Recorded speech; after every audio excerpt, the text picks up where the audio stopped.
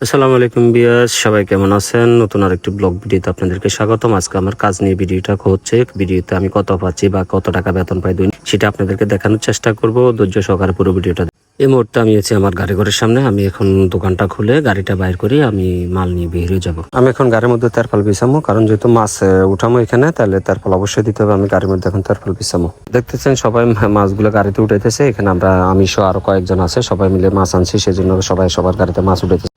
মাছ উঠানি শেষ, গাড়িতে সবগুলো গাড়ির মধ্যে রাখলাম। এখানে আছে আপনার চাপিলা মাছ, সুরমা মাছ। চাপিলা মাছ দুইটা আছে 2 বস্তা, আর সুরমা আছে 1 বস্তা। তো এগুলো নিয়ে আমি ইনশাল্লাহ বের হয়ে যাবো। দেখি আজকে কোন গ্রামে যাই বা কতটুকু বিক্রি করতে পারি। বিসমিল্লাহ বলে আল্লাহর নামে গাড়িটা নিয়ে বের হয়েছি। মাছ চাপিলা মাছ 2 বস্তা আছে, আর হচ্ছে যে সুরমা মাছ 1 বস্তা আছে, সেটা নিয়ে বের হলাম। দেখি আল্লাহর রিজিকে বাকি কি রাখছে। অবশ্যই আপনারা ভিডিওটি দেখলে আপনারা বুঝতে পারবেন। দেখতেছেন মাছগুলা খুবই ফ্রেশ মাছ, আর এখানে আমার কাস্টমারও আছে। তো আমি কাস্টমার কাছে বিক্রি করলাম এই চাচার কাছেও, যে উনি সুরমা মাছ নিয়েছে। আসলে আমি এখন আছি বড় সাঙ্গীশ্বর গ্রামটার মধ্যে।